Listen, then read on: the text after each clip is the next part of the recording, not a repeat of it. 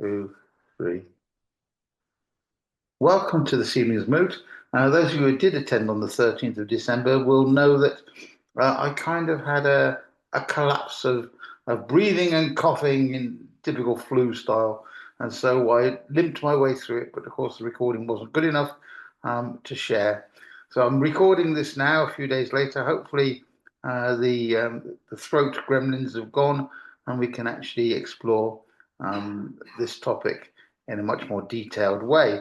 So, geomancy, interesting topic, and it's one in which, in the West, we've lost a lot of, shall we say, momentum in the study of it, but a lot of interest as well. Uh, Geomancy obviously is derived from the Latin geomantia, which really means divination by the earth. Now, some friends of mine that are dowsers will claim that what they are doing in finding ley lines and edge lines is actually geomancy, which could well be the case and is probably an interesting spin on the whole idea. For us, geomancy is about using um, basically signs on the earth to give you meanings, divinatory meanings, like you would maybe consult a set of runes or a set of tarot cards or the palm or astrology or whatever. In fact, astrology and geomancy are intimately linked. The Arabic name for geomancy actually says the science of the sand, or actually means the science of the sand, which for me makes a lot more sense. Traditionally, geomancy was conducted by a seer or an oracle, or even by the individual who knew the art and relied upon making holes in sand, hence the science of the sand. And it later became a little bit more formalized. And in the West, where we don't go outside and see that much sand generally, we used other items, which we'll talk about a bit later. So geomancy is work very widespread in some form or other. The bits that we know come from the East, um, and in fact the Eastern Magi's, and we know about those for this time of year because it was the three kings, the three Magi's that predicted the birth of the Savior, if you go with the stories. And in the East, they use this a lot. And in fact, they still continue to use it. It's related, although not copied from, I Ching, which again, further east, the I Ching was a set of lines defined by tossings of coins. And the lines were either solid lines or broken lines. And they were cast in sets of three, and then two sets of three lines would make up the symbol that you would read. They're called hexagrams for that purpose, 6 lines. And of course, the lines can be all solid or all broken or any combination of that format. In the I Ching, which is well worth looking at, by the way, in the I Ching, there are 64 possible combinations of lines. And in the I Ching, they recognize these as shifting yin and yang lines to indicate the shifting of the energy of life. The I Ching is each of the hexagrams is accompanied by a very poetic description, and that poetic description allows you to connect with your unconscious mind to find meaning. Now, although geomancy in this form is found in sort of the Eastern countries, it's also found in African countries as well. And it seems to be that there was a consistency of connection between the idea of creating things by chance, i.e., the tossing of coins or the poking of holes in the ground, and the connection with things being by chance and by fate. Okay, and that's where this gets really interesting. as I say, in the West, we have virtually lost um, knowledge of geomancy because it fell out of favor. Quite simply, things fall out of favor. The best work in the West came from around about the 16th, 17th centuries, where people started to explore different esoteric traditions, and we had that resurgence and renaissance of people getting into all kinds of magical systems.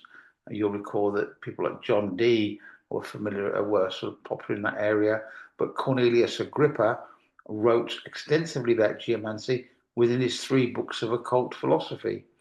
And later on in the 19th century, early 20th century, Aleister Crowley reconnected some of the teachings that he was involved with geomancy and harked back to Cornelius Agrippa. So there's a long history of the stuff, but it's a bit underground. There are a couple of people who are um, trying to bring geomancy back. Um, One particular gentleman I've worked with is really interested in what he calls astro geomancy, where he's linking astrology to geomancy. And in fact, historically, that was a sound link, and we'll talk about that later. So, what do you mean by these lines in the sand, this kind of science of the sand? Very simply, if you wanted inspiration or answers to any kind of mystical question, you would sit down, focus on the question, and then draw a line of dots, just simple pointy dots with a stick or with your finger, and you wouldn't bother to count how many there were, but you'd do 4 individual lines of dots, and those dots eventually are counted up, and there are either odd or even numbers, and that's all this system relies upon, either an odd or an even number. An odd number always produces a single dot. So if you had 33 dots on the sand, they would all come down to a single dot. That's all that would be recorded. A even number is recorded as a double dot. So if you had, I don't know, 666, which I think is an even number, that would still count down and reduce to 2 dots. So all you end up with is a symbol made of either 1 or 2 dots, similarly like in the I Ching, a solid line or a broken line. And it's the number of dots or double dots that give you the interpretation.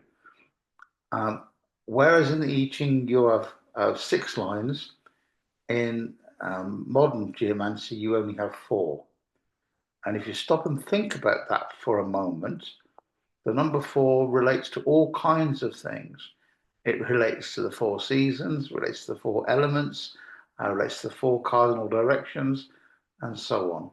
And as we go into this, what you will discover, and one of the reasons, by the way, that many modern occultists look at this stuff, is that you have to bring to bear your previous knowledge of associations of things like the elements, of things like astrological symbols, of things like yin and yang, of things like active and passive.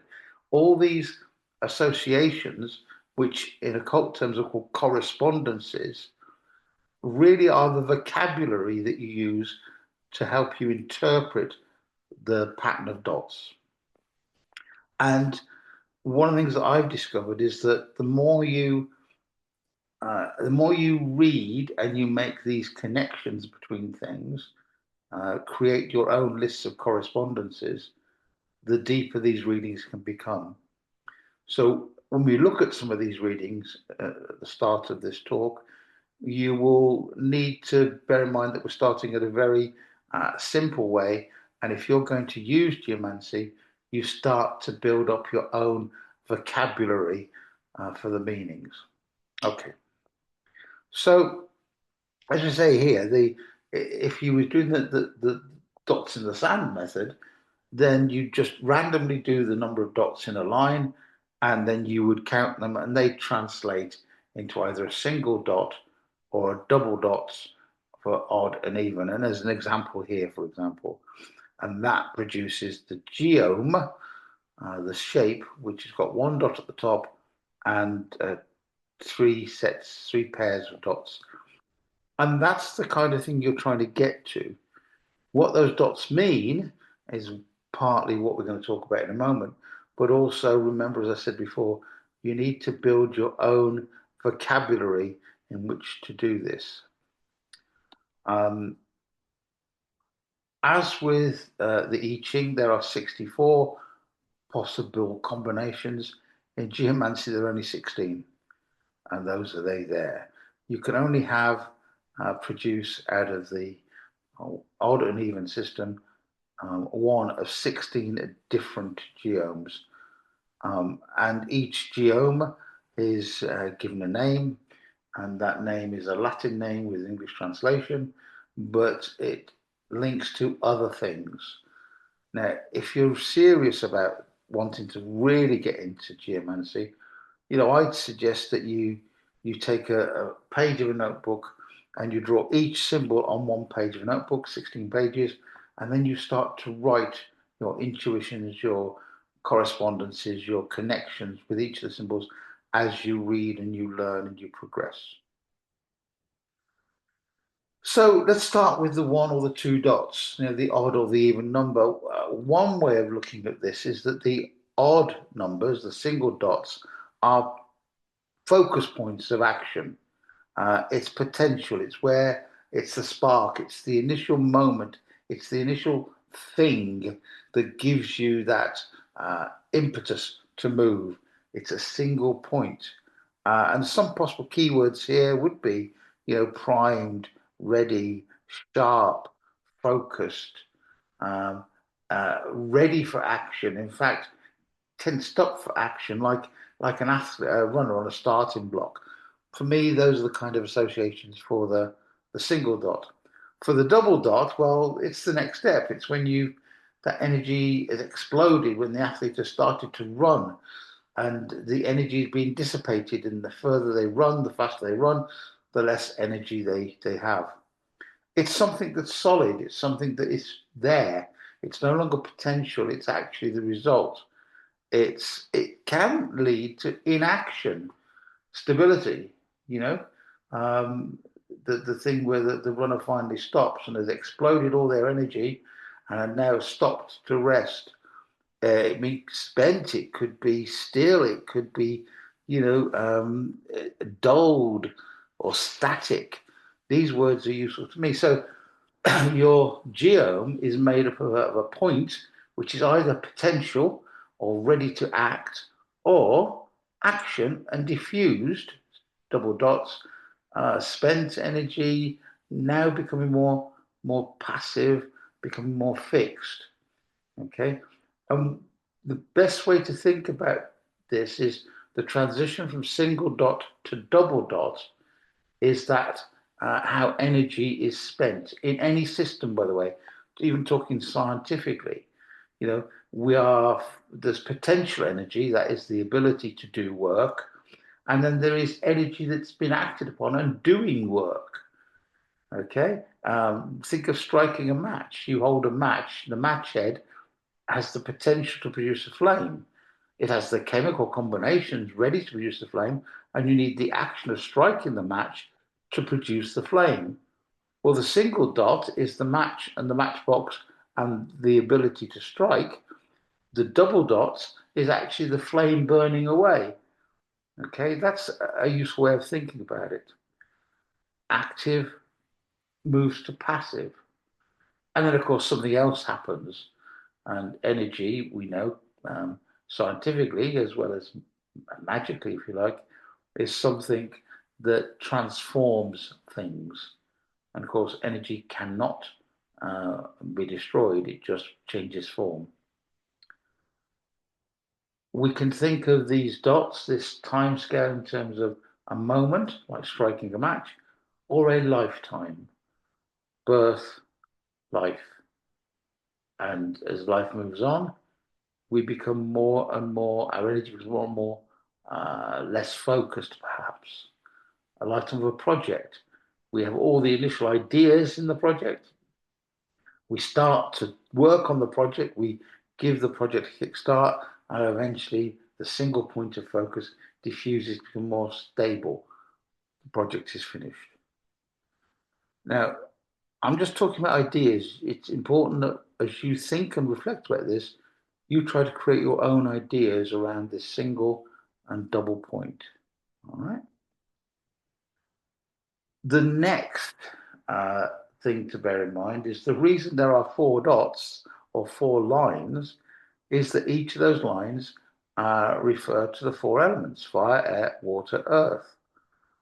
Now, if you are in any way familiar with some of the occult lessons, and if you are, if you've signed up to the lessons in the occult that I've got that you can get hold of, this really comes to fore, and also lessons in the tarot. The tarot links to this idea of the four elements, but fire is the active element. It's the kind of the driving force. Air is the thing that ideas flows, mental energy. Water is the emotional energy flow, and earth is the practical energy. Think about those ideas of fire, air, water, and earth. You could choose to think of summer for fire, uh, uh, spring for air, autumn for water, and winter for earth. This is where your knowledge of the systems uh, comes in. If you go back to a very early moot, we talked about the five and the six-pointed star. And there is a really interesting set of links between the six, five, and six-pointed star that relate back to the elements. Traditionally, in the East, they may have well referred to these lines as head, neck, body, and feet. So there's a slight mismatch here between my elemental system and the system here, because head and air are the things that I would link together. However, we can think of the head as being that which connects our thoughts, our unconscious and conscious mind to the cosmos.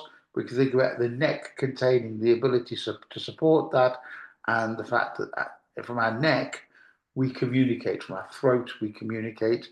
Our body is the physical body that is actually manifest, and the feet are where we are connected to the ground, stable. There are various occult drawings that showing that the figure of a human being with the feet being on the earth material and the head being transcendent towards the stars and the cosmos. So there's two sets of ways of thinking about these lines. Now, going back to what I said earlier about with the line with the dots are single or double, well, if I take the elemental system, the first one, the double dots tell me that the fire, the energy, is actually beginning to peter out. The fire energy that drives anything is petering out. It could be, if I use the other system, the head, two dots, means ideas are drying up. Air, well, air in this system means thoughts. Here it's a single point. Lots of thoughts, no action. Neck, lots of ideas, no communication. Water, emotions are spread out. They're not focused anymore, and there's a range of emotions. Body, your body actually is not fully in tune with the goal or the single point of focus. And the earth, well, both earth and feet will work together. If I see a single point on a geom at that level, it doesn't look stable, does it? The whole process looks that it's not, it's ready to be grounded, but it's not yet grounded. The whole shape, the whole picture looks like it's balancing on the points of earth and air. Imagine two triangles, right? And if you mention to build, if you were to build that structure, it's not overly stable, is it? So there's a lot we can get by allowing our unconscious mind to connect to these ideas, the ideas of the single and the double points and the ideas of the elements or parts of the body, whichever you prefer. I prefer the elemental system because then it gives me far more associations to do with seasons, to do with time, to do with direction, even to do with colours.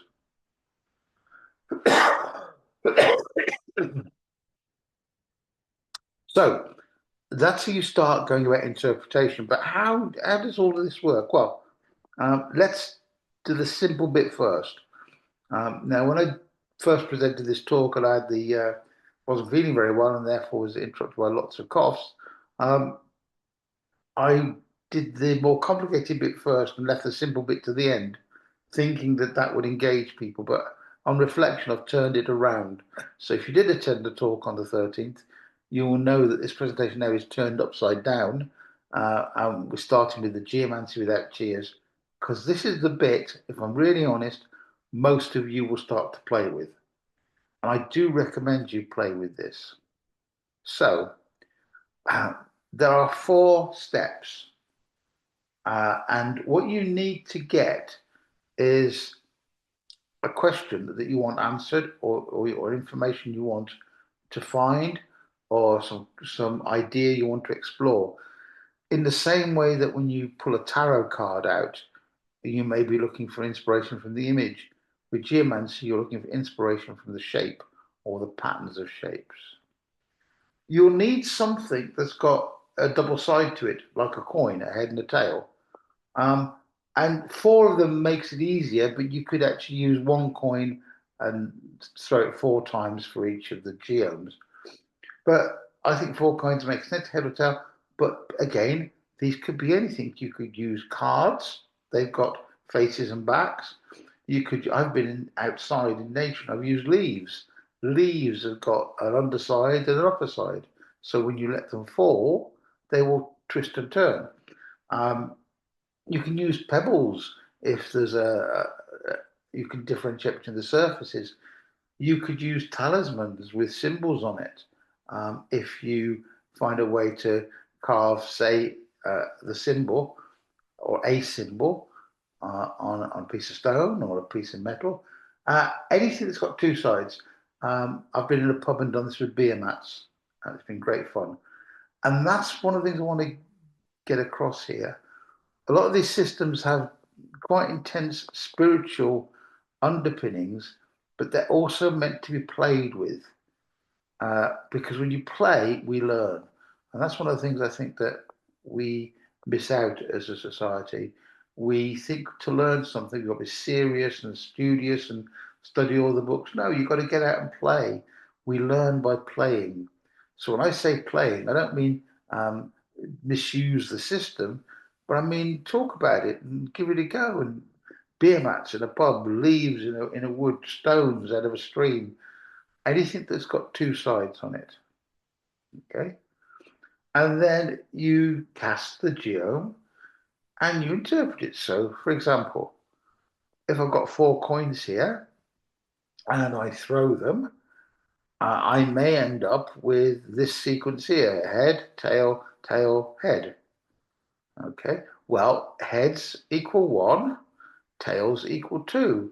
And so the head, tail, tail, head produces a diagram with a single dot, a double dot, a double dot, and a single dot. Okay? And that's the geome for that particular cast. Now, of course, if I've got a question in mind, if my question is well framed and I cast the geome, I may get insights for the question here. Now, going back to what we've already said, you can interpret that sign and say, well, look, actually, we've got 2 triangles here. One's pointing down, one's pointing up. All right. Where is the potential? The potential is at the feet and at the head. Where is the energy played out or diffused? Well, it's at the neck and in the body. Okay. Or use the elemental system to go through this. So this should give you insights just by looking at it. There is something static in the middle and there's a single point at the top and the bottom, and that doesn't look overly balanced. And whatever's in the middle, right, imagine that in between the middle of those dots, there is something. Well, if there was something in that middle, it can't easily get out, can it? In that middle section, that blank section between the dots, it's kind of like bottled in at the top and the bottom and has sides to it. So it's kind of like a bottle that can't pour or an unstable bottle. But of course, if you looked at that, you will get different associations. And this is the genius of all divinatory systems. You can't sit and learn a set of meanings that are consistent. True, you can actually get ideas from what other people have written, and that's where we're going to go in a moment. But, and this is the crucial bit, but you eventually rely upon what comes from your intuition. Now, if I stop and think about that for a moment, um, all reading systems, and as many of you know, I don't like the word reading, all intuitive divination systems are about what comes to you in the moment of doing the consultation. Yeah. And it's not just, if it's tarot, it's not just the tarot card and its bold meaning. What it is your interpretation of the card and the relevance at that moment. The same applies to these things. What comes to mind, what associations you create in the moment are relevant in that moment. So if we look up the text on the 16 different geomes, we find there it is, and we look to find the one that we've got here. And as you can see, we've got one there, right there, third row, third one in from the left, Casa.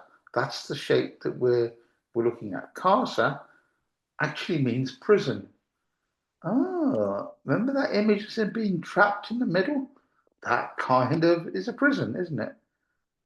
Now, if you want to go a step further and just not rely on your intuition, but look upon what these things mean, then we can look at here, the pattern, all right?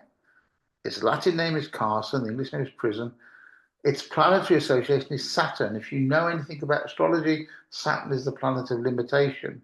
The sign is Pisces. Think about the fish ring in two different directions. Yeah. The timing is years, the element is earth, and the gender is feminine. That's just some of the traditional associations. And the challenge for geomancy is to take these associations with your intuition and create a meaning, which I've done on the left there. So the main challenge is in making sense of the pattern and applying the question. You do this by looking at the keywords and associations, and if so inclined, the esoteric correspondences. That's how you do it. And it's simple as that. As simple as that.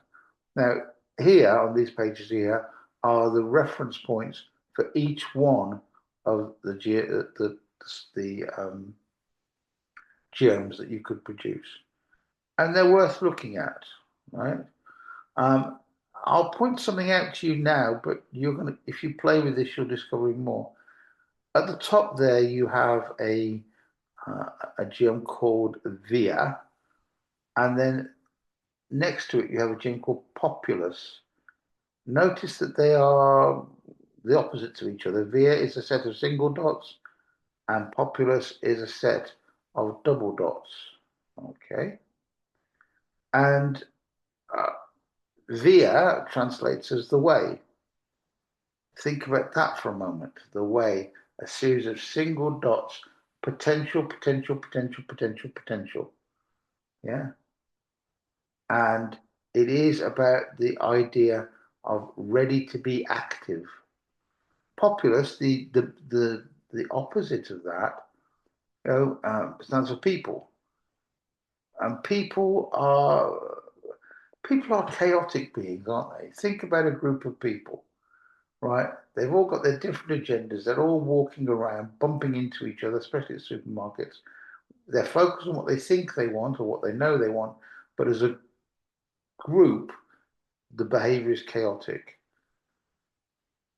That movement from single focus and potential to chaos is the evolution of the geomes. And when you play with this, I do mean play with it, you'll see there's some rather interesting links between the way the geomes develop and grow and change.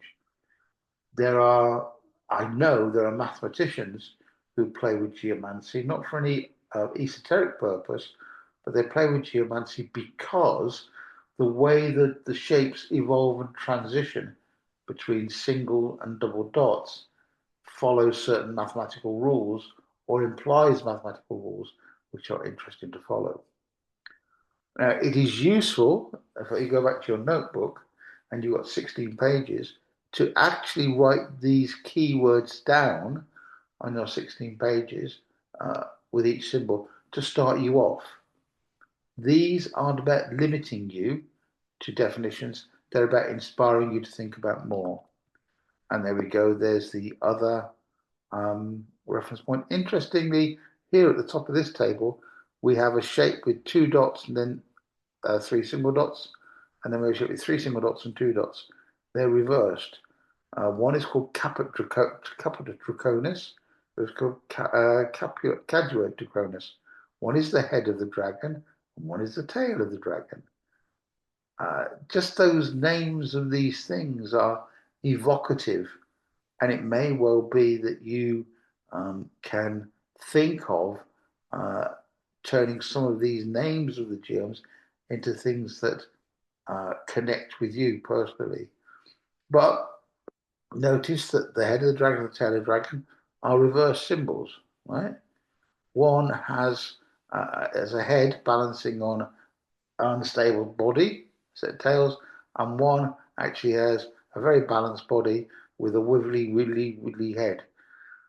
Just thinking about that can or could make you think about it. I've got a dragon that's got a big head and it's there focused and it's ready to move, hasn't bit me yet. I've got a dragon that actually is grounded, not going to chase me, but its head it could do anything.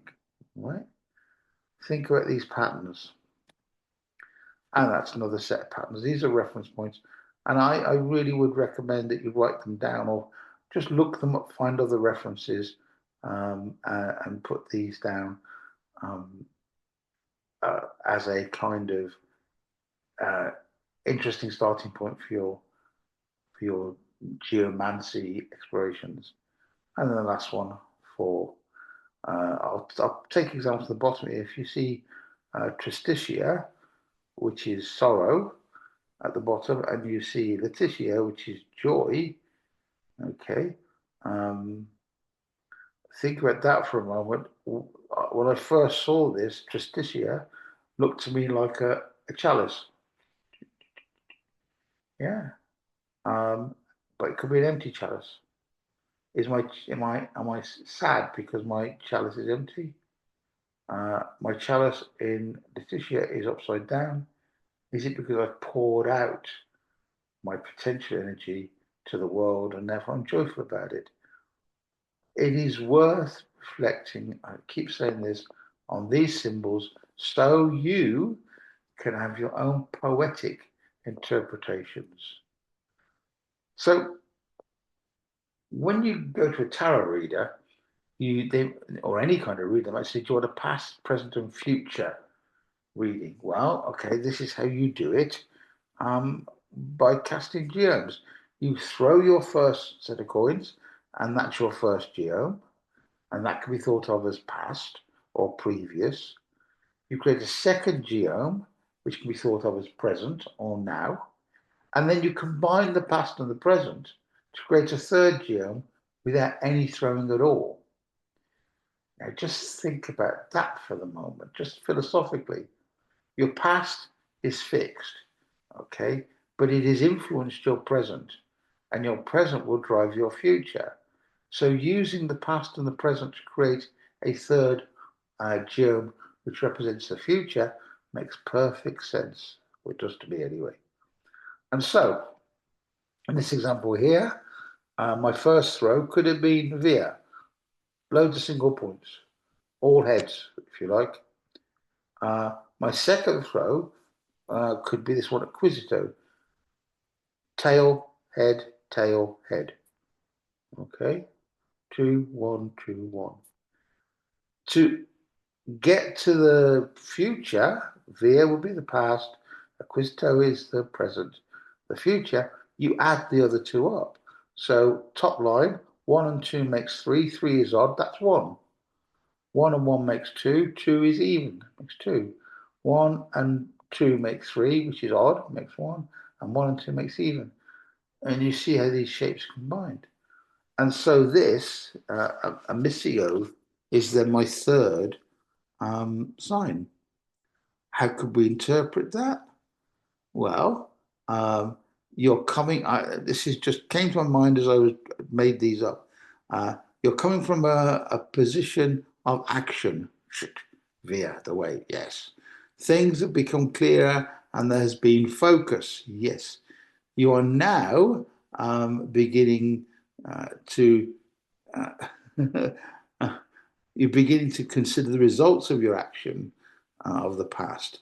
You're looking at new ways. You're looking at new ideas, the air, and new ways of practical ways, earthly, of moving forward. Or you need to do that because the air and the earth are single dots.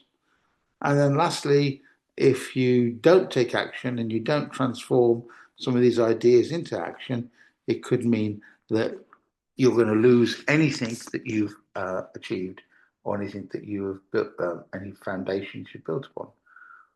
Now, of course, that interpretation was just off the top of my head. It was really quick. I would spend more time doing it, but I think you get the point. Um, all readings, doesn't matter what system you're using, all divinatory systems are designed to work intellectually about their correspondences and then emotionally and unconsciously, which could be called psychic or intuition, if you like, to bring things up. That's all symbols do. And we're looking at a new language here. I hope that makes sense. Hope that you'll go away and play with it. A one geome reading is quite fun to do. And if you get more and more practice, do the three geome, past, present, and future reading.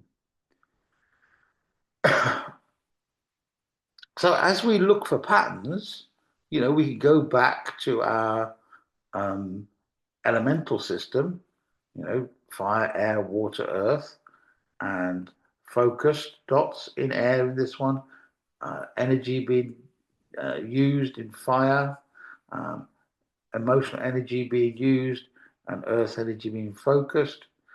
Um, and we could use that to move us forward.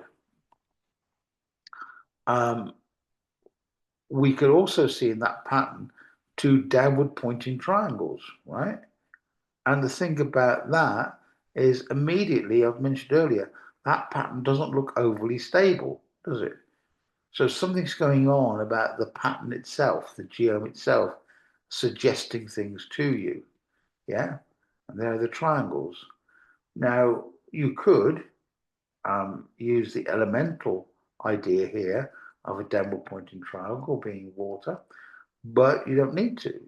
We can just see that the top bit is sitting in a balanced way on the bottom bit. What does that tell me? Well, it could tell me that, I'm not very grounded, not very stable. I'm trying to do too much without being very stable.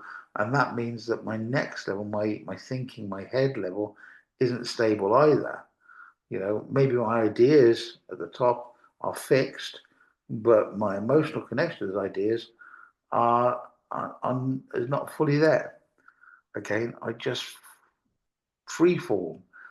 One of the things that is worth getting used to is freeform, I meant freestyle, is that you need to rely upon your intuition to give you ideas and symbols and meanings.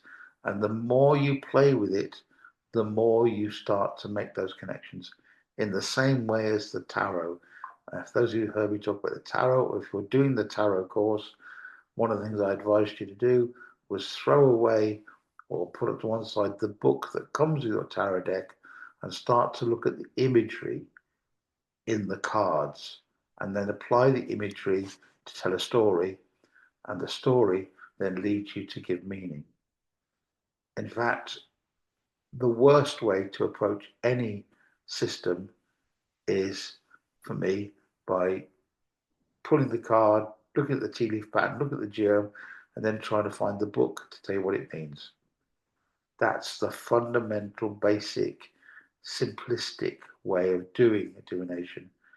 The more polished and profound way is for you to use your own intuition and associations. So we can look for patterns here. We've talked about Casa already. That's one on the far right there. That's actually the prison. Talked about Populus.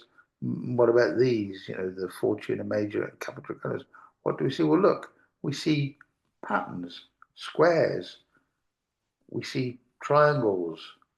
We even see lines, which are not put in there.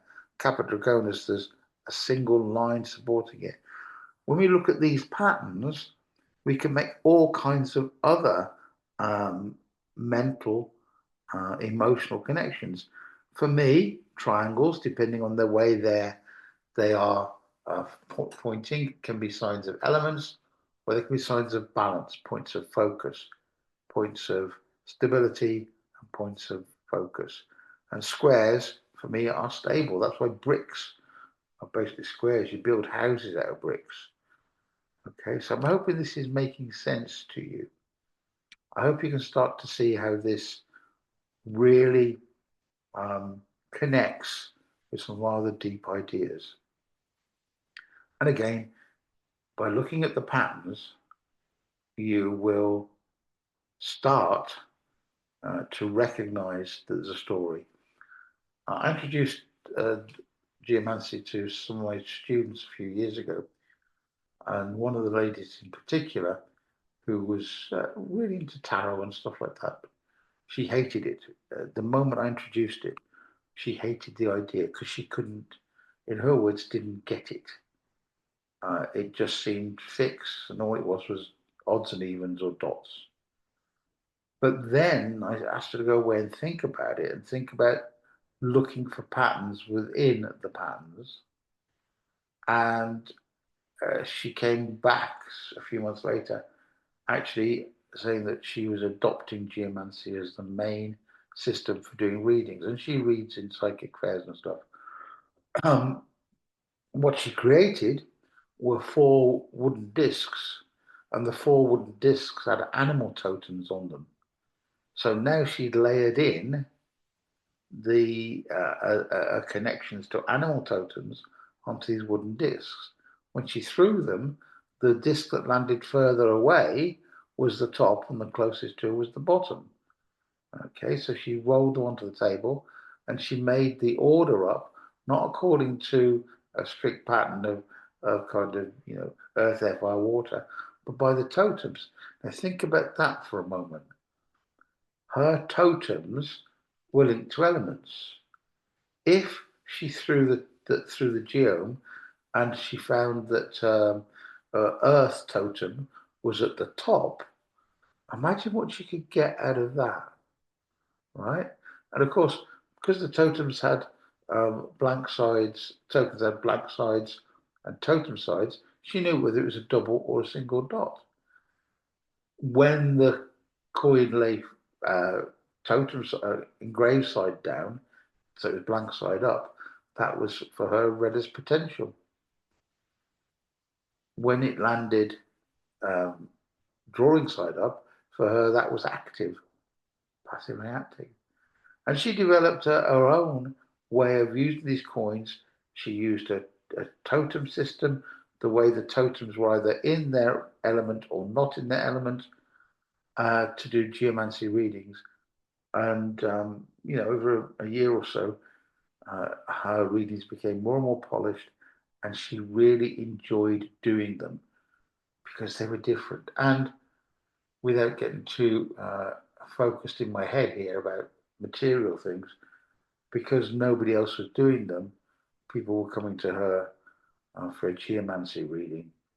Now, here's the thing: the geomancy was the tool to get her intuition flowing. The geomancy provided the tool so that she could tell the stories that came from her unconscious intuitive mind. In the same way, when a tarot reader reads the cards, their cards have meanings, sure, but it's the tarot reader telling you the story that is coming to their unconscious mind.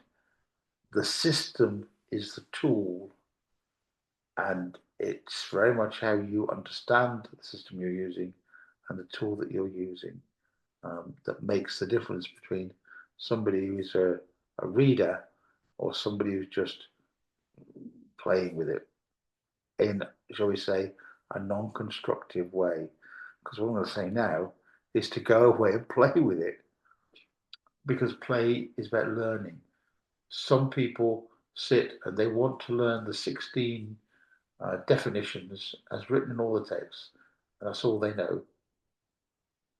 In the same way that some people learn the 22 major arcana of the tarot and their basic meanings, and that's all they know.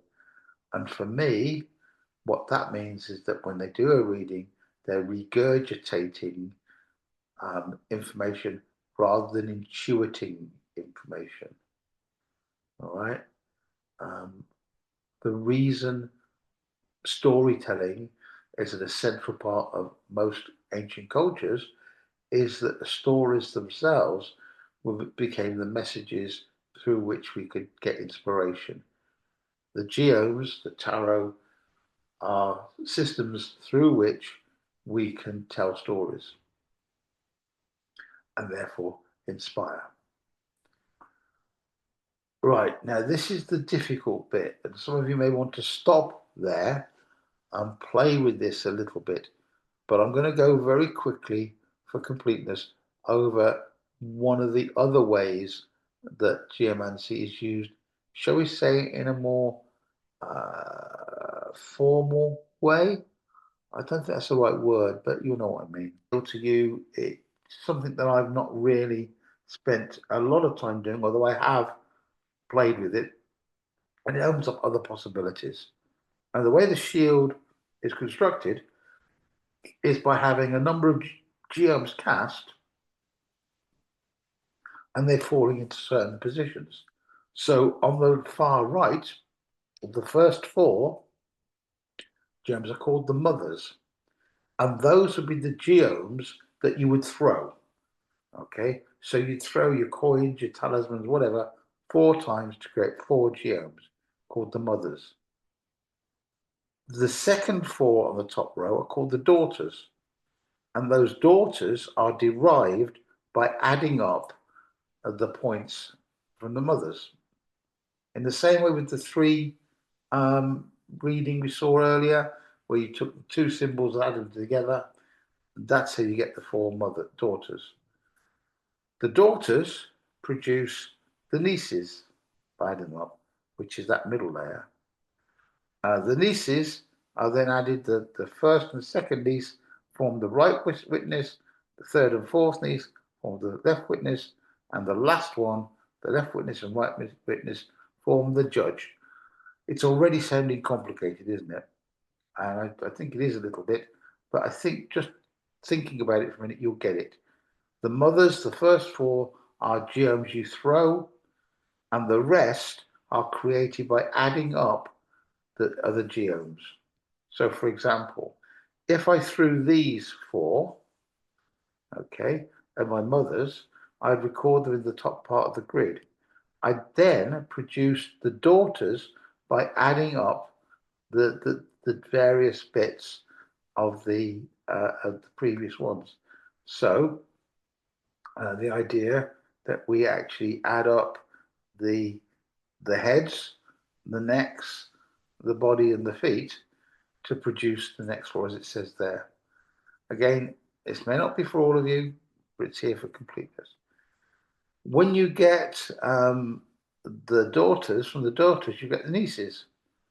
And you can see how that works there. You're adding just the 2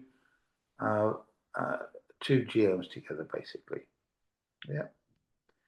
And when you get the nieces, you can produce the left and right witnesses and the judge. These witnesses create the judge. Okay, just so you, and this system is all the way through. But look, if you look at the left witness and the right witness, there's 1 dot and 1 dot, that makes 2, so 2 dots. Forms 2 and 2 on the second level to make the next one. 2 and 2 on that level, plus 1 on that level, 2 on that level, 1 on that level, creates a single dot, and so on. And then 2, 2 and 1, 3, single dot. You can see how this works. And to really get into this, you need to go back just to read how the additions are made. And so you could end up with a complete geomantic shield that looks like this. The first 4 are cast, the next are created. Okay, look, just show you. If you look at the top first on the right, you have, just go across the heads, you have 2, 2, so 2, 4, 6, 7. That produces this one. 7 is odd, so it's 1 dot. Okay, you have 1, 2, 3, 4, 5. So that makes a single dot. And that's how these are created.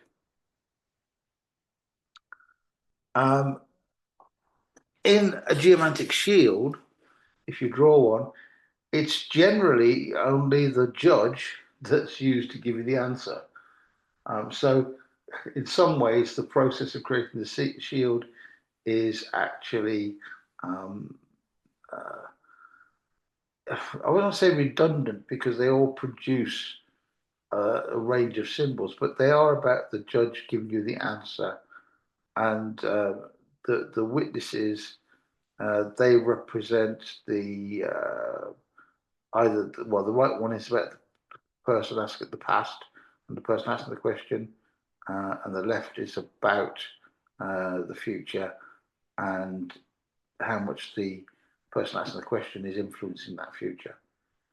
As I say, I'm including this only for completeness, and you can come back to it later.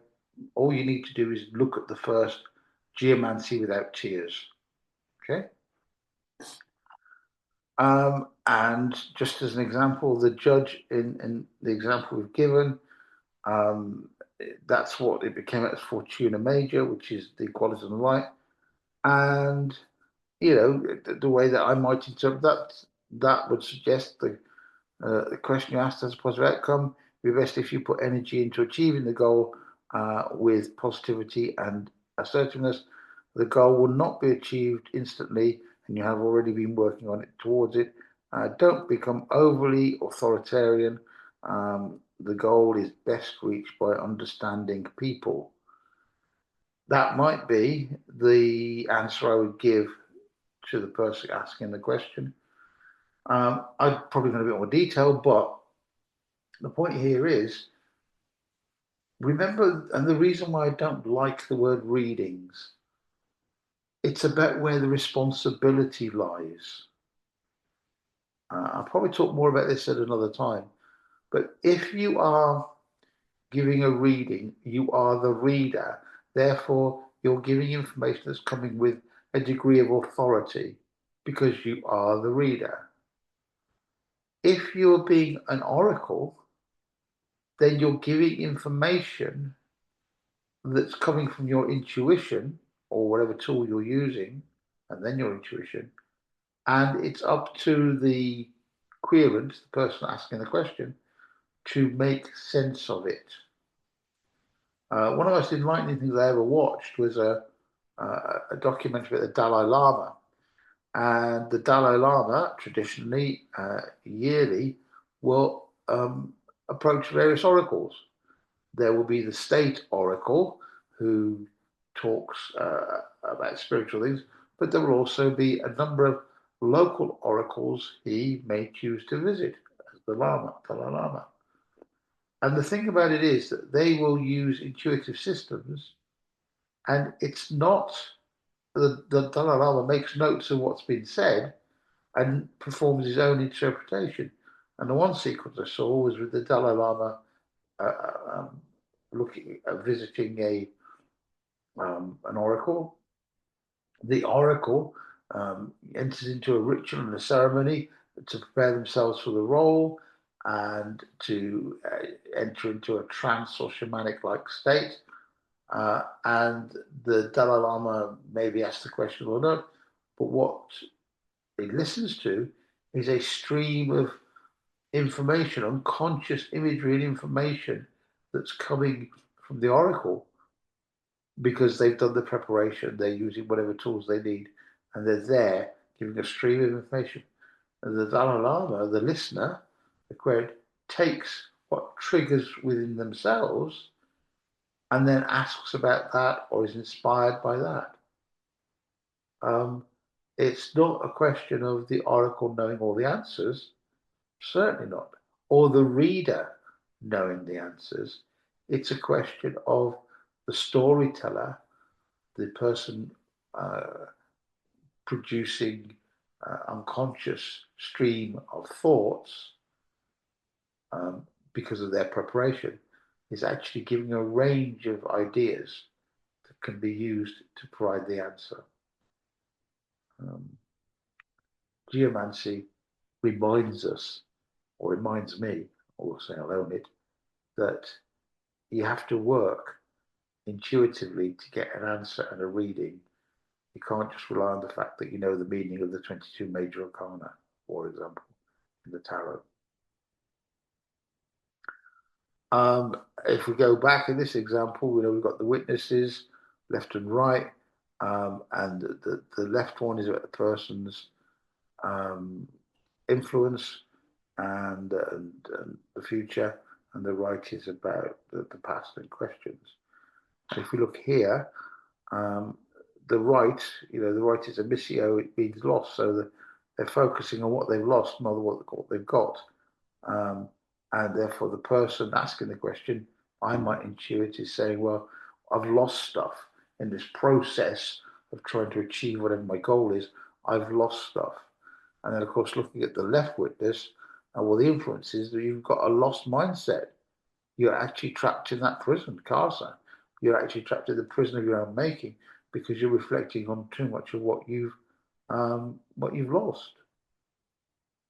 Does that make sense?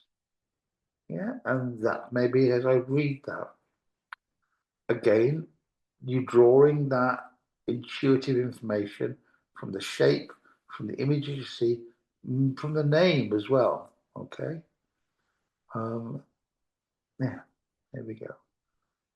Now, I'm virtually going to leave it here, but just to tell you that Cornelius Agrippa and Aleister Crowley quite connected astrology and geomancy in a big way.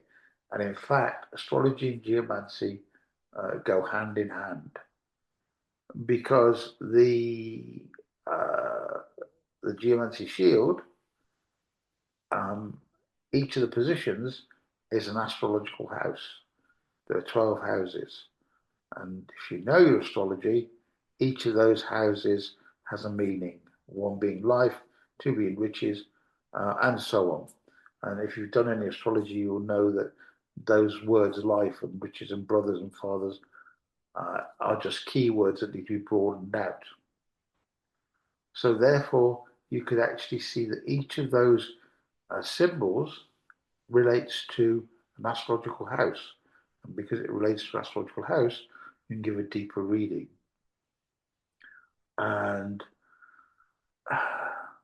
the only way to get from geome through to astrology and houses is by a lot of reflecting and a lot of note taking.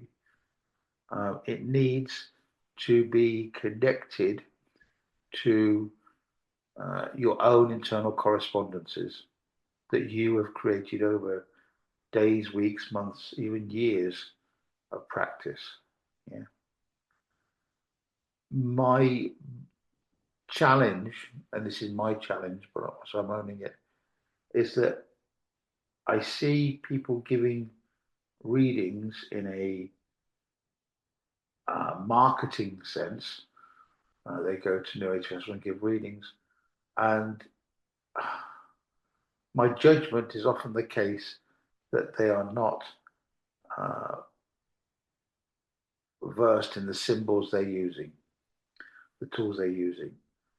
Now that might sound arrogant, except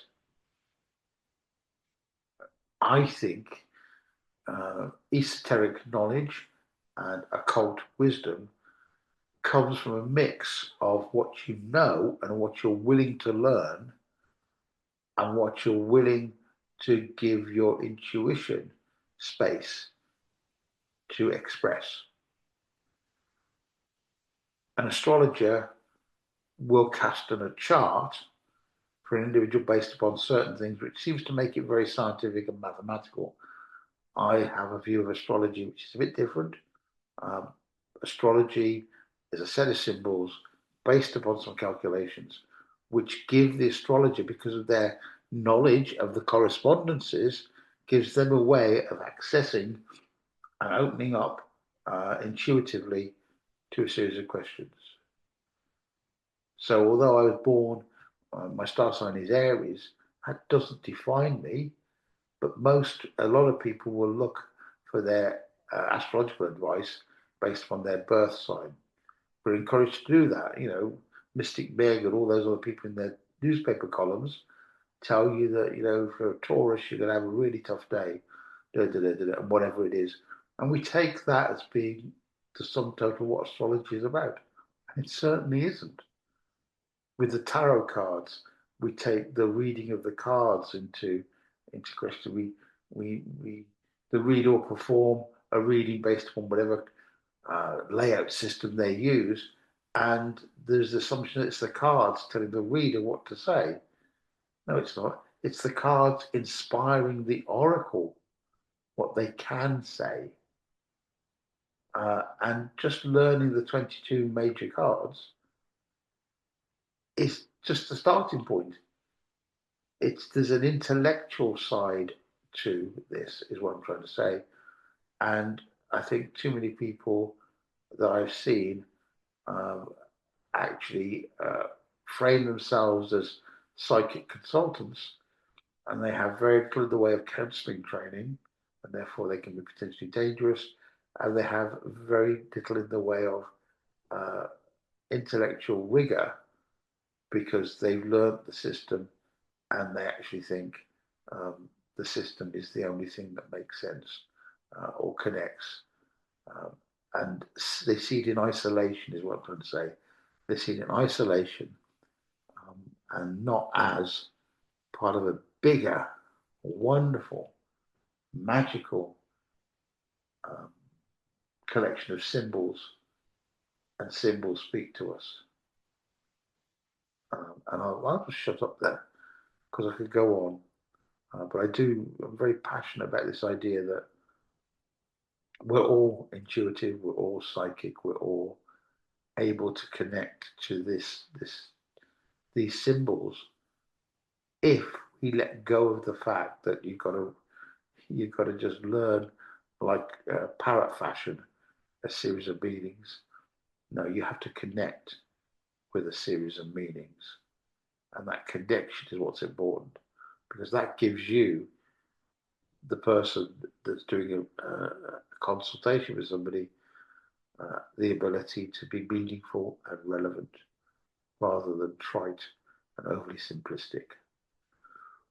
I'll shut up. It's the time of year that we now would say, well, it's the solstice because it is the solstice as I'm doing it.